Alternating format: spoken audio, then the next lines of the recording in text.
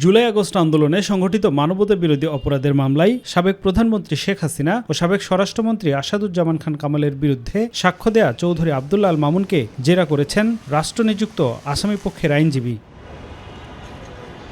আন্তর্জাতিক অপরাধ ট্রাইব্যুনাল একের চেয়ারম্যান বিচারপতি গোলাম মর্তুজা মজুমদারের নেতৃত্বাধীন বিচারিক প্যানেলে তার জেরা শুরু হয়।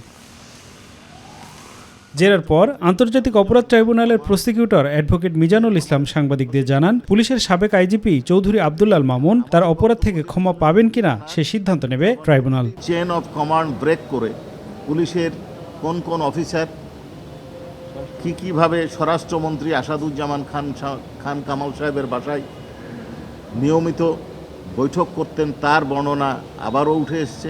এছাড়া টিএফআই সেলে ব্যারিস্টার আরমান সহ অন্যান্য বন্দীদেরকে যে রাখা হতো, কার নির্দেশে রাখা হতো, কারা এটা নিয়ন্ত্রণ করত, কিভাবে নিয়ন্ত্রিত হতো, কার নির্দেশে এদেরকে তুলে আনা হতো, এই সম্পর্কে বিস্তারিত জেরা উনি করেছেন। পরে রাষ্ট্রনিযুক্ত আইনজীবী মোহাম্মদ আমির হোসেন বলেন, দোষ স্বীকার করলে অপরাধ থেকে রেহাই পাওয়া যায় না। আমি ক্ষমা চেয়েছি একটা পর্যায়ে বলেছি, আমি বলেছি কথা যে ক্ষমা চাইলেই সব কিছুর ক্ষমা হয় না। হত্যা মামলার আবার ক্ষমা কি? অনেক কিছুরই ক্ষমা হয়, কিন্তু হত্যা করার কোনো ক্ষমা হয় না। উনি যদি হত্যা করেই থাকে, যদি স্বীকারই করে থাকে, তাহলে ওনারও বিচার হওয়া উচিত। এদিকে জুলাই আগস্ট আন্দোলনে রাজধানীর চাংখারপুলে ৬ জনকে হত্যার ঘটনায় মানবতা বিরোধী অপরাধের মামলায় ডিএমপির সাবেক কমিশনার হাবিবুর রহমান সহ ৮ জনের বিরুদ্ধে পরবর্তী সাক্ষ্য গ্রহণের জন্য আগামী ৭ সেপ্টেম্বর দিন ধার্য করেছেন আন্তর্জাতিক অপরাধ ট্রাইব্যুনাল ১। আফজাল হোসেন, মাই টিভি, ঢাকা।